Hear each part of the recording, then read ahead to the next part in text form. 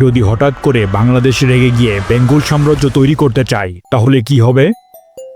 প্রথমেই বাংলাদেশ মিয়ানমারের রাখাইন রাজ্যে আক্রমণ করবে। রাখাইনের সেনাবাহিনী দুর্বল হওয়ায় বাংলাদেশ তা খুব সহজেই দখল করে নেবে। এটা দেখে মিয়ানমারের সেনাবাহিনী সতর্ক হয়ে যাবে। এখন বাংলাদেশ চীন রাজ্যে আক্রমণ করবে। প্রথমে মিয়ানমারের সেনাবাহিনী প্রতিরোধ গড়ে তুলবে। শুরু হবে এক বিশাল যুদ্ধ।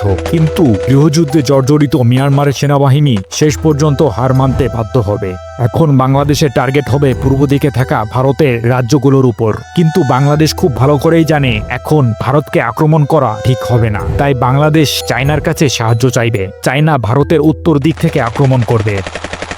এই সুযোগে পাকিস্তান ভারতকে পশ্চিম দিক থেকে আক্রমণ করবে। এদিকে বাংলাদেশ এই সুযোগে ভারতের পশ্চিমবঙ্গ আক্রমণ করে দখল করবে এবং সেভেন সিস্টার্সের কিছু অংশ দখল করতে সক্ষম হবে।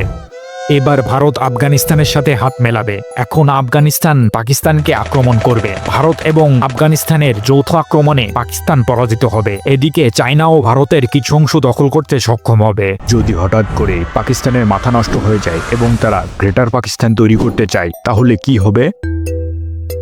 প্রথমেই তারা তাদের চিরশত্রু ভারতকে আক্রমণ করবে। ভারত কিছু বুঝে ওঠার আগেই পাকিস্তান ভারতের কিছু অংশ দখল করে নেবে। কিন্তু এখন ভারত রেগে গিয়ে সেনা, নৌ ও বিমান বাহিনী মিলে একত্রে আক্রমণ শুরু করবে। এখন পাকিস্তান চীন ও আমেরিকার কাছে সাহায্য চাইবে। আমেরিকা সাহায্যের জন্য সমুদ্রপথে নৌবহর পাঠাবে, কিন্তু চীন সাহায্যের জন্য এগিয়ে আসবে না। এসব দেখে ভারত রাশিয়া, ইরান ও আফগানিস্তানের কাছে সাহায্য চাইবে। রাশিয়া সাহায্যের জন্য সমুদ্রপথে নৌবহর পাঠাবে। এদিকে আফগানিস্তান পশ্চিম দিক থেকে আক্রমণ শুরু করবে। পাকিস্তান আমেরিকার বন্ধু, তাই ইরানও আক্রমণ শুরু করবে। শুরু হবে এক বিশাল যুদ্ধ।